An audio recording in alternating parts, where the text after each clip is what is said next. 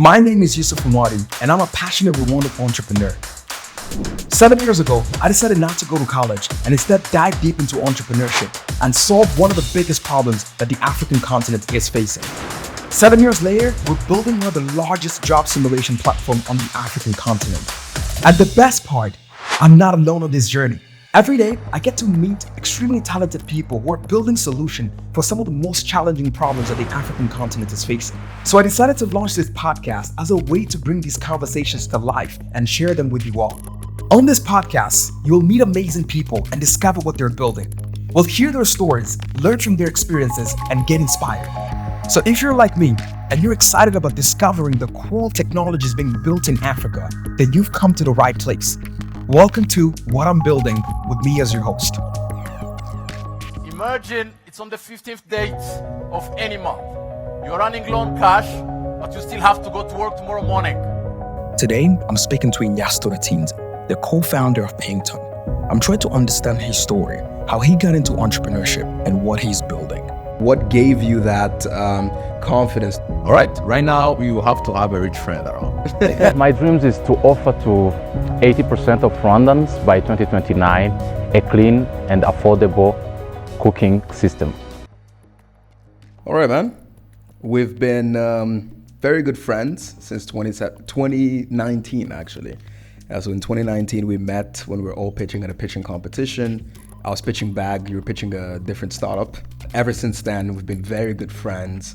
We've been traveling the world, building products, talking about entrepreneurship. Before we dive into what you're building today, take us back to when that first spark was there and you thought entrepreneurship is actually the solution. So who's Ignace and when did that start? Basically, Ignace is a proud constituent of Rugabo district. And I would say as a kid who was raised near a border, you will see entrepreneurship everywhere. That is where I was raised. So I would say that's where I got the culture. But it started a little bit in 2017 when I was in Japan, Tokyo, spent a couple of months. Something struck me, like it's very easy to move around. People will move with what they call Passmo. Passmo, it's the equivalent of tap and go. But you could do so much more with that card. So people will forget their Visa cards, their phone at home. Basically, they will use that card for withdrawing a little bit of cash. So this is something that was a little bit unheard of in Rwanda. When I came back, me and my friend, we immediately launched a new typing product. It's a product with the sole aim to make sure that even if people didn't come to trust today or something like that, we'll still be able to pass along their donation, right? I face a very big challenge, a very big hurdle to hold because we all know that the product that will require change in behavior, how hard will be to make it to the market. During my universities, we will do small jobs, consultancy jobs. And one thing was certain, the income was not guaranteed to come at a specific date, right? And then I would realize that my getting gas usually would exhaust at the worst timing possible, right? When you literally have a few bucks. And that would cause me a problem. And I realized that should I know this earlier, maybe a couple of days before, maybe a week before, maybe I had a little bit of money, I will probably prepay or, make an arrangement with my retailer, right? Me and my co-founder, we decided to create an IoT product that will help people to detect the level of the cooking gas. So it will be just like a phone battery, 80%, 70%, 10%. So you will take precaution accordingly, right? I believe the gas problem was not the only problem that people face at the household level, right? So you will see there's gas, there's ticket work, there's resupply of food, electricity, there's a couple of things that will exhaust and mess up your life, your daily life at home, right? And we realized that, all right, so we're going to create something that will help people, not only for cooking gas, but for everything around the household. So that's how Payingtone came to life. I just want to understand a little bit, what gave you that confidence to feel like, okay, I can tackle this problem? First of all, I told you I was raised near a border. Literally, my house is less than 1 kilometer to a border post, right? So also people do a lot of stuff, right? So there was a lot of unrest situations in Goma that push people from Goma to probably take shelter in Rwanda for a couple of months, days. So you could see that there is shortage of supply, for instance, for fish. And Rwanda itself, the fishing industry wouldn't, accommodate that new, demand. So you could see a lot of people in that sector are trying to think outside the box. They're traveling all the way to Zambia, all the way to Tanzania, all the way to Uganda to make sure that they're satisfying this particular need. So I was lucky enough to be close to those people who were like thinking like, the problem is here, now let's find a way to solve it. So in my probably subconsciousness, there was that element of saying, if there was a problem, definitely this is not the end of the road, right? So the second thing was, when I started university, I drank a lot. And that back that time, there were a couple of success stories around, right? And you could see like young people with no prior background into solving problems. That was the first problem they're solving, and bringing a solution that makes sense. And it's reaping benefits and it's bringing impact to the community, right? So I said, all right, so if these people who are probably were a little bit older than me at that time are doing this, definitely it means that there is a whole platform for us to be doing that. But then the industrial scale-up was very good at doing that. There were a couple of ambitious people, very good tech. There was this nascent platform that's favoring, young people probably with no experience at all in management, probably still at school, could try to do something and then make it happen and export it to the market. If somebody's reading your website right now, they can see, the steps to become a Payingtone user.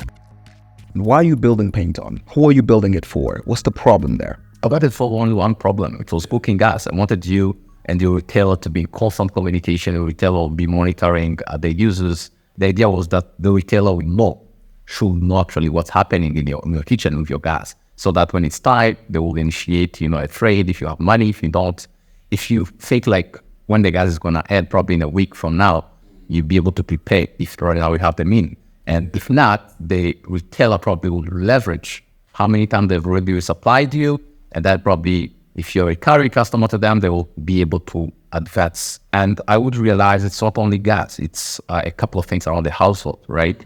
And all I know is if you don't have money, and the problem is probably you wanted to support a friend's wedding, that's on a linear day.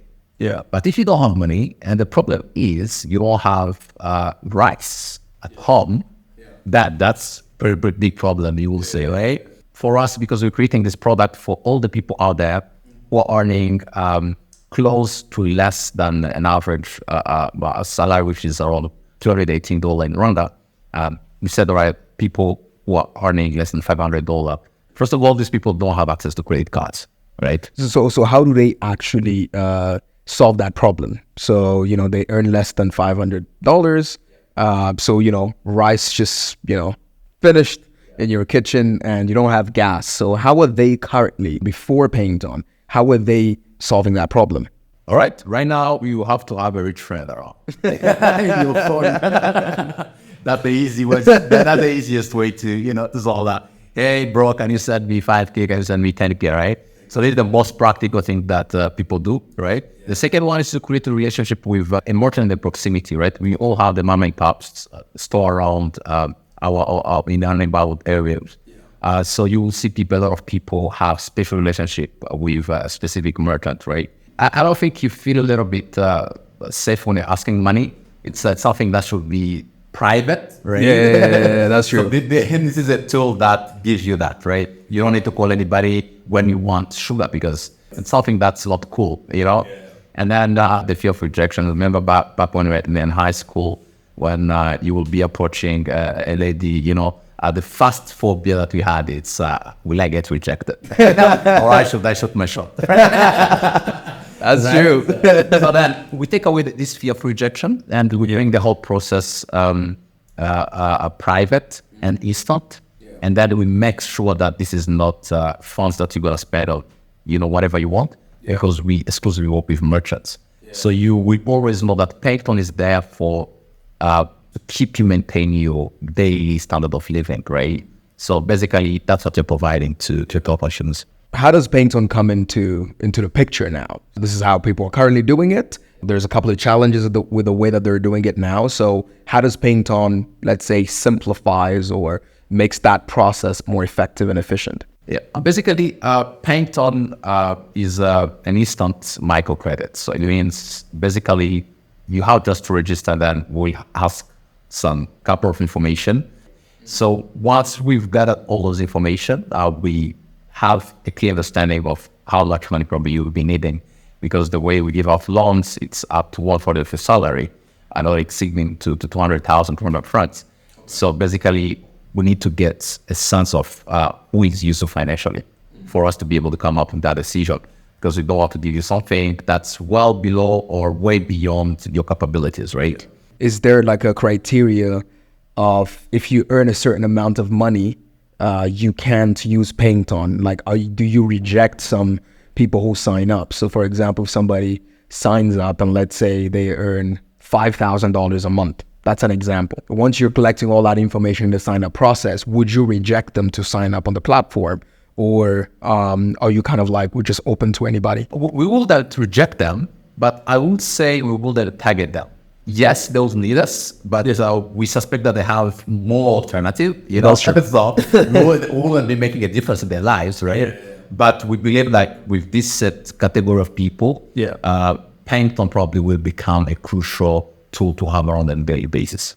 So basically you're saying, okay, we're not going to not take them on. However, the people we're targeting are the people who really, really, really need this. So the people who are earning, as you mentioned, $500 or less dollars a month in any, currently in Rwanda and other places. So what have you done so far? Like since when you started up to now, what are some of the numbers? We have more than 182 merchants across Kigali, working with different outlets, merchant outlets in Kigali, in all the districts. And we have close to 1,400 monthly recurring users. We have merchants across all sectors that we will think of: food sector, both online and offline, pharmacies, health clinics, transport companies, and stuff like that. So we try to create our presence, especially in batch-up ways, on the different sectors that impact our daily routine. So we're targeting to grow the numbers and probably grow into some other areas in Rwanda as well. Fintech is both an exciting and hard sector to build in on a continent, from licenses issued by the central bank to getting partnerships with commercial banks. Without enough funding to survive this back and forth dance, many early stage startups are facing survival challenges. Why is fintech booming this much?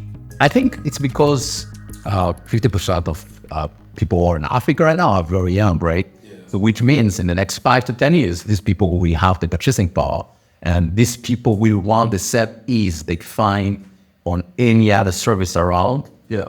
They will want to translate into everything at the core of, the basic standard of living.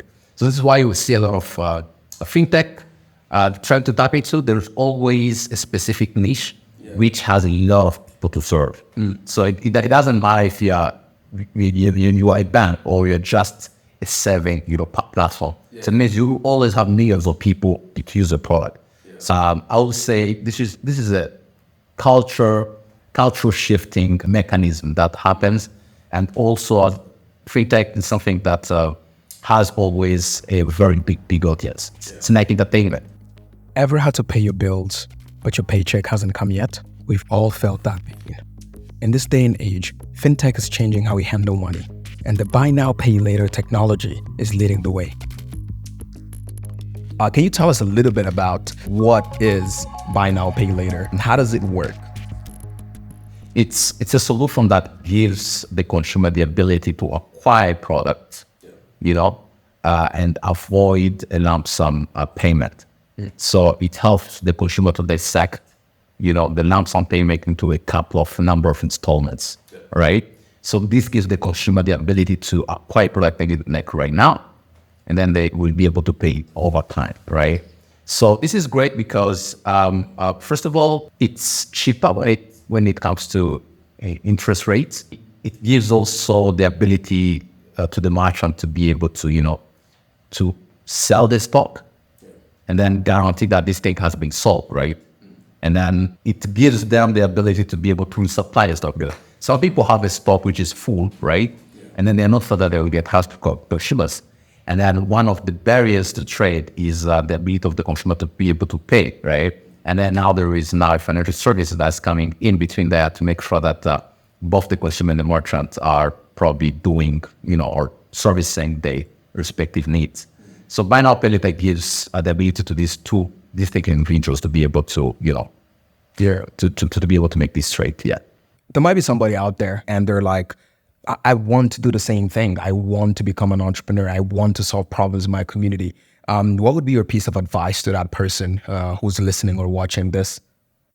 A lot of people might undertake entrepreneurship out of the need or the urge to be able to do so, or maybe, whatever they're getting, the inspiration from is not from within.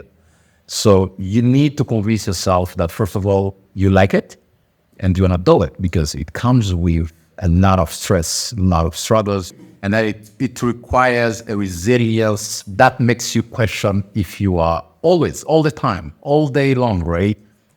Was this the right idea to venture into entrepreneurship, right? Always hoping that tomorrow is going to be better, much better, right? The moment you embrace that, whenever you approach any problem, any uncertainty with that spirit, definitely you have what it takes. And you will have to just brush up and get all the required assets for you to be able to successfully accomplish your mission. Where's Ignace when he's not working on Payingtone? That's very easy, right? I love to beat my friends on video games. I'll take on that bet. You've already tried, but yeah, definitely. I enjoy a very good session of video games with my friends, and I love to spend time with friends and try to, because whatever I've done, I realized that the information you get across the conversation with different people that you talk to, that you surround yourself with, they help you a lot to getting what you getting where you want to go, right?